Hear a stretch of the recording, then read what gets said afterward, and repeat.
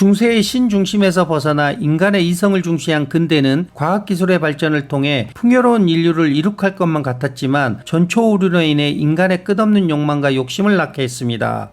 그 결과 근대 산업의 발전은 제국주의와 식민지 쟁탈전이 일어나게 했고 1929년 경제대공황과 독일 민족의 우월성 주장 등은 두 차례에 걸친 세계대전을 발생하게 했습니다. 결국 근대 철학이 제시한 인간의 이성과 합리성의 추구는 전초오류로 인해 행복한 미래를 가져오는 것이 아니라 정반대로 인류의 삶과 공동체를 파괴하게 되었습니다. 전초오류에 대해서는 이전에 올린 영상인 정도와 사도 사이비를 구별하는 방법을 보시면 이해가 되실 것입니다. 또한 인간 이성에 꽂힌 학문에서도 스스로의 한계와 불안전성을 드러냈습니다. 예를 들면 신을 알기 위해 평생 신학 공부를 해서 깨달은 것이 신이 없다는 사실이라는 것입니다. 대표적인 학문이 수학과 물리학입니다. 먼저 우주 전체를 증명할 수 있는 절대 진리일 것만 같은 수학은 우주 자체는 증명할 수 없다는 궤들의 불안전성 정리로 한계를 드러냈습니다. 예를 들면 1 더하기 1은 2라는 것은 증명할 수 있어도 1 더하기 2는 2의 수학체계가 스스로의 무모순성을 증명할 수 없다는 것입니다. 이를테면 남은 분석을 잘하는데 정작 자기 자신은 분석을 하지 못하는 것입니다. 이렇게 수학의 불안전성이 증명되어 수학이 절대적이고 완벽하지 않다는 사실이 밝혀졌습니다. 다음으로 물리학은 미립자의 세계에서는 물리법칙이 적용되지 않는다는 하이젠베르크의 불확정성 원리로 한계를 드러냈습니다. 기존의 물리학은 세상의 모든 존재자를 거리는 속력 곱하기 시간으로 표현합니다. 그런데 불확정성 원리에 따르면 미립자의 위치를 정확하게 파악하려고 하면 속도가 불확실해지고 반면에 속도를 정확하게 파악하려고 하면 위치를 알 수 없게 된다는 것입니다. 결국 미립자의 위치와 속도를 동시에 측정할 수 없다는 것은 더 이상 기존의 물리학이 적용되지 않는다는 것입니다.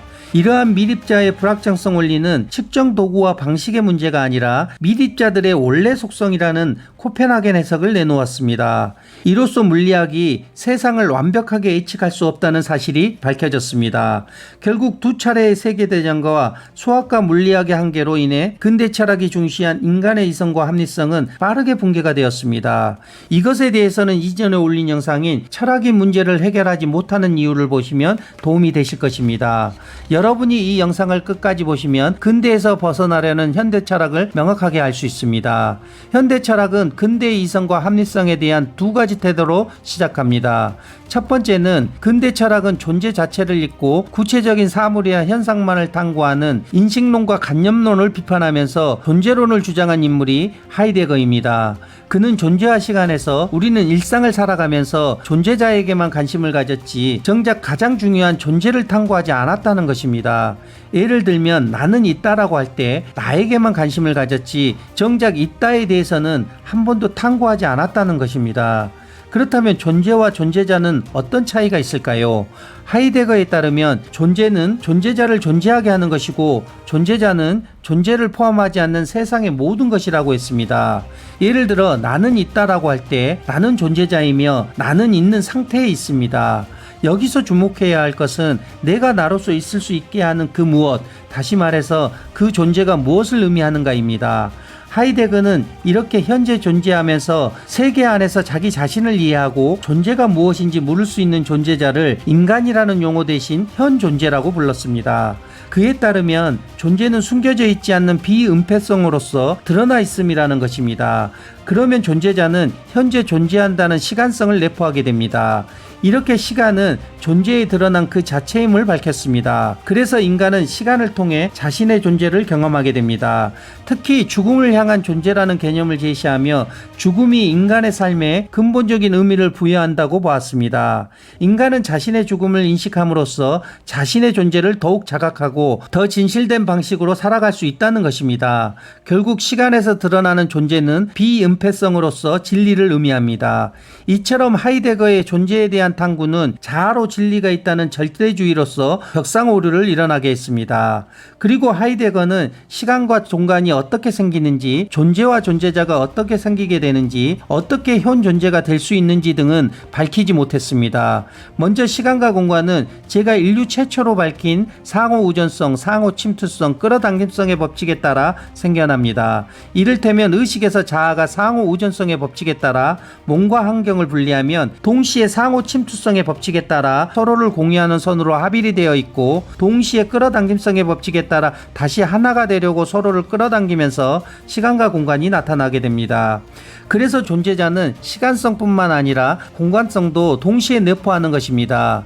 따라서 존재는 시간과 공간이 없는 모든 가능성의 상태이고, 존재자는 시간과 공간에 있는 모든 것을 말합니다.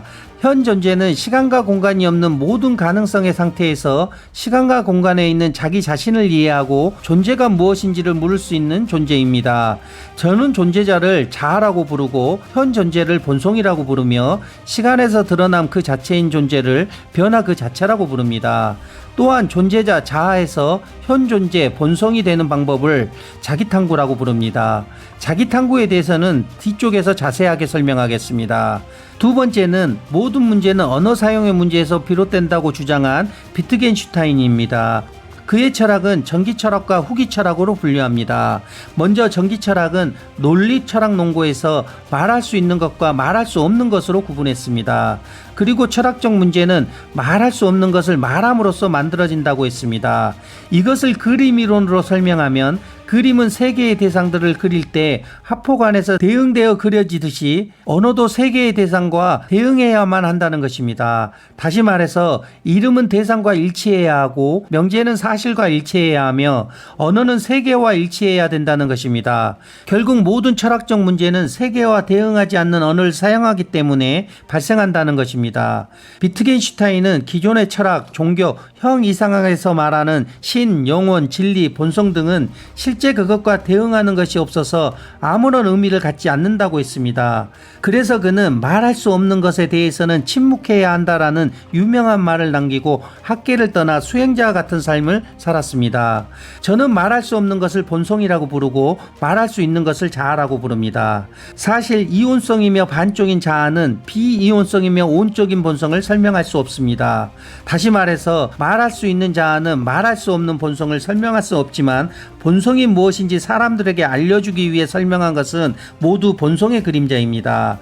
그래서 노자의 도덕경 1장에서는 도라고 말할 수 있는 도는 참된 도가 아니고 무엇으로 불리어지는 이름은 참된 이름이 아니다라고 말한 것입니다. 이것이 비트겐슈타인이 말한 말할 수 없는 것에 대해서는 침묵해야 한다는 의미입니다. 하지만 비트겐슈타인은 말할 수 없는 것에 대해 말할 수 있다는 것을 알지 못했습니다. 자기 탐구를 통해 이온성인 반쪽과 반쪽을 합일하여 비이온성이며 온적인 본성을 만들 수 있습니다. 그러면 온적인 본성이 온적인 본성을 설명할 수 있습니다. 다시 말해서 말할 수 없는 본성이 말할 수 없는 본성을 설명하는 것이 비트겐슈타인이 말한 침묵입니다. 그래서 침묵이란 말할 수 없는 것을 말하는 것이라고 할 수 있습니다. 그러다가 그가 중년이 되어 전기철학의 문제를 깨달은 후기철학은 철학적 탐구에서 언어는 사용 규칙에 의해 맥락에 따라 다른 의미로 사용된다는 것입니다. 다시 말해서 언어의 의미는 언어가 사용되는 방식에 의해 결정되며, 언어 사용의 규칙은 사회적 관습에 따라 달라집니다. 따라서 언어는 고정된 의미를 가지는 것이 아니라 일상에서 상황에 따라 언어는 맥락적으로 사용되므로 언어의 의미를 규정하기 어렵다는 것입니다. 다시 말해서 언어의 의미를 규정하기 어렵기 때문에 그림 이론에서 언어는 세 개의 대상과 정확하게 대응하지 않는다는 것입니다. 비트겐슈타인은 이것을 가족 유사성 개념으로 설명합니다. 우리가 가족이라고 이름 붙일 수 있는 것은 우리의 상식과는 달리 공통분모 때문이 아니라 개체들이 느슨하게 연결되어 있기 때문이라는 것입니다. 예를 들면 여러분이 반려견을 가족이라고 부르는 것과 같습니다. 이처럼 가족은 동일하게 공유하는 본질로서의 공통점을 갖는 것이 아니라 함께 산다는 가족 유사성으로 연결되어 있는 것이므로 가족이라는 언어가 규정될 수 없음을 밝혔습니다. 지금까지 당연하게 신뢰하고 있었던 언어로 규명된 학문과 종교와 철학은 언어의 본질이 허구임을 밝혀짐으로써 허약한 모래 위에 쌓은 서구 철학을 무너뜨렸습니다. 하지만 비트겐슈타인은 모든 가능성의 상태에 말할 수 없는 것은 세 가지 법칙에 의해 말할 수 있는 것이 나타난다는 사실을 알지 못했습니다. 예를 들면 의식에서 언어의 낮과 밤은 상호 의존성의 법칙에 따라 언어의 낮이 생기면 동시에 언어의 밤이 생기고, 언어의 밤이 생기면 동시에 언어의 낮이 생깁니다. 생깁니다. 동시에 상호 침투성의 법칙에 따라 언어의 낮과 밤은 서로가 공유하는 선으로 합일이 되어 있습니다. 동시에 끌어당김성의 법칙에 따라 언어의 낮과 밤은 다시 하나가 되려고 서로를 끌어당깁니다. 그래서 언어의 낮과 밤을 통합한 언어를 온종일, 늘, 언제나라고 부릅니다. 다른 언어들도 모두 마찬가지입니다. 하지만 실제로 의식에서 자아는 언어의 온종일도 상호 우전성의 법칙에 따라 온종일과 비온종일로 분리하여 반쪽인 온종일만을 인식하기 때문에 언어의 공통분모가 없는 허구입니다. 다만 이온성이며 반쪽인 언어는 세 가지 법칙에 의해 개체들을 느슨하게 연결할 수는 있습니다. 결국 비트겐슈타인의 전기철학은 세계와 대응하지 않는 언어는 말할 수 없고 보여줄 수만 있다는 상대주의로서 한언어를 일어나게 했고, 반면에 후기 철학은 언어의 본질은 허구라는 회의주의로서 한언어를 일어나게 했습니다. 이제부터 여러분은 현대 철학의 전초우리로 탄생한 포스트 모더니즘이 인류의 문제를 해결하지 못하는 이유를 명확하게 알 수 있습니다. 근대 이성주의의 붕괴로 인해 서구 사회의 근간이 흔들리는 시대적 분위기에서 샤르트르의 실존주의가 탄생했습니다. 그가 존재와 무에서 말한 실존의 의미를 이해하려면 두 가지 방식으로 존재한다는 사실을 알아야 합니다. 하나는 본질로서 존재하는 것이고 다른 하나는 실존하는 것입니다. 전자의 예를 들면 그릇의 본질은 담는 것으로 그릇의 본질은 개별적 그릇보다 중요합니다. 만약 그릇이 깨져서 담는 것이라는 본질을 상실했다면 그 그릇은 폐기될 것입니다. 그래서 그릇에게 본질은 무엇보다도 선행합니다. 그렇다면 인간의 본질은 무엇일까요? 여기서 중요한 것은 그 본질을 상실하면 인간은 폐기가 되어야 합니다. 그런데 부와 성공을 얻지 못한 인간도 가치가 있고 명예를 얻지 못한 인간도 가치가 있어 폐기할 수 없습니다. 아무리 생각해도 인간을 폐기할 만한 본질을 찾을 수가 없습니다. 이렇게 인간은 고정된 본질을 갖지 않고 그 자체로 존재하는 존재자에 대한 이름이 실존입니다. 샤르트르에 따르면 인간은 후자의 실존으로 존재하는 것입니다. 그런데 문제는 고정된 본질을 갖지 않고 자유로운 존재인 인간을 국가, 사회, 가족, 전통, 도덕, 종교, 철학, 과학 등은 인간을 고정된 본질로 규정하려고 한다는 것입니다. 그 결과 여러분은 자신의 본질을 신념, 가치관, 신앙, 이념, 전통, 지식, 경험 등 나라고 믿는 소유물이라고 믿게 되었습니다. 하지만 이런 것들은 어떠한 규정과 억압으로 만들어진 고정된 본질이지 자신의 본질이 아닙니다. 그래서 여러분이 나라고 믿는 소유물을 하나씩 벗어내고 어떠한 규정과 억압으로부터 자유로워지면 자신에게는 단지 세 가지만 남게 됩니다. 그것은 내가 지금 여기에 있다는 사실입니다. 이것이 규정되지 않고 절대적으로 자유로우며 실존하는 존재입니다. 하지만 샤르트르는 고정된 본질을 걷어내도 상호 우전성의 법칙에 따라 새로운 고정된 본질이 만들어진다는 사실을 알지 못했습니다. 이것을 이해하기 쉽도록 의식에서 자아가 대극을 생성하는 원리로 설명해 보겠습니다. 먼저 유와 무가 없는 상태에서 유가 있는 이유는 유 자체로서 존재하는 것이 아니라 유의 이로움 때문입니다. 그리고 유의 이로움은 무의 쓰임 때문이고 무의 쓰임은 무가 있기 때문입니다. 결국 무가 유의 본질이 됩니다.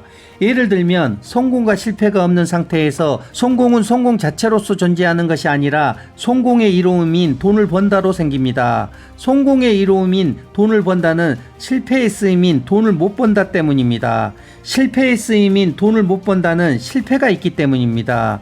결국 실패가 성공의 본질이 됩니다.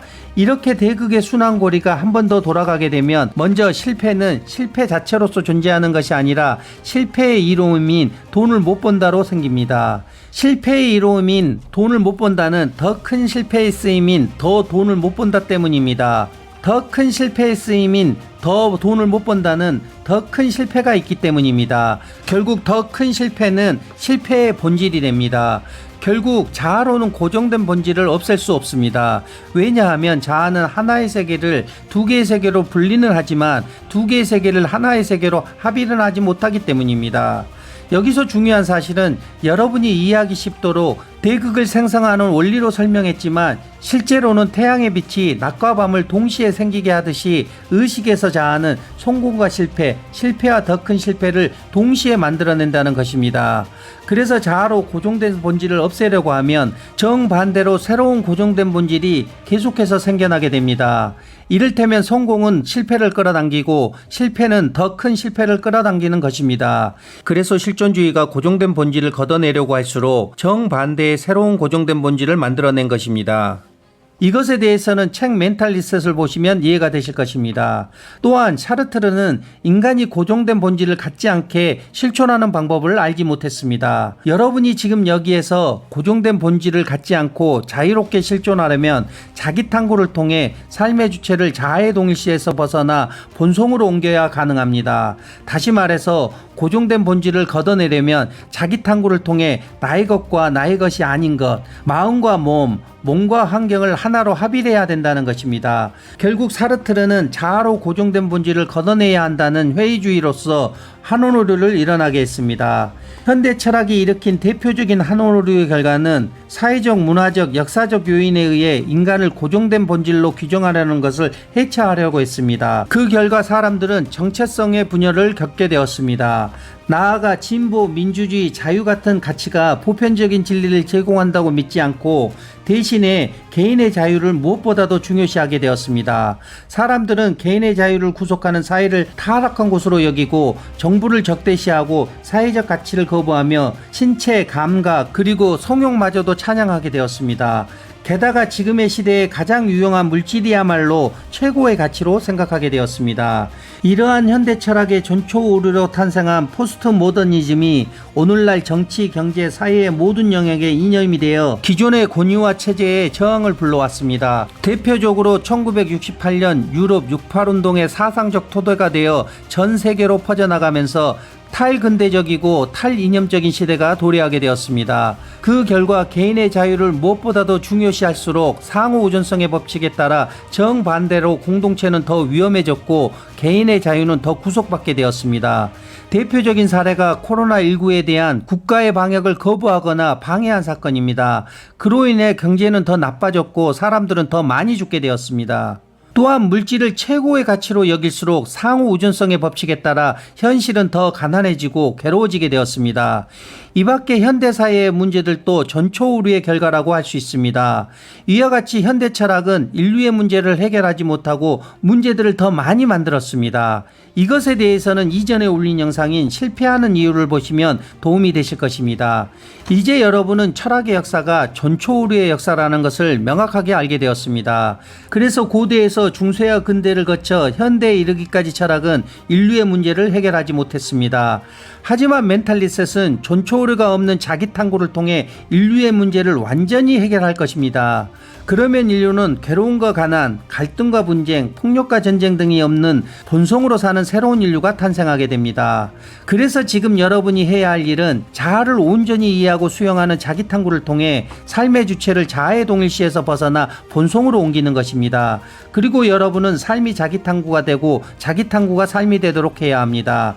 왜냐하면 자아가 생존하기 위해 끊임없이 유혹하기 때문입니다. 여기서 중요한 것은 여러분이 자기 탐구를 자아로 개념적으로 이해하고 있는지를 항상 점검해야 한다는 것입니다.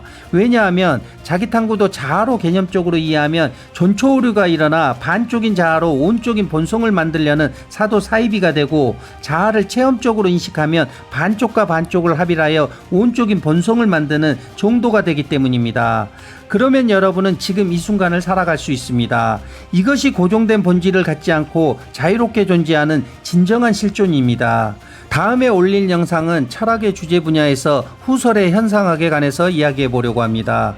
인류 최초로 밝히는 우주의 원리 법칙을 알고 싶다면 지금 구독, 좋아요, 알림 설정을 눌러주세요. 그러면 여러분은 인생을 바꾸고 운명을 바꿀 수 있습니다. 나아가 본성으로 사는 새로운 인류가 탄생하게 됩니다. 이상 복성이었습니다. 감사합니다.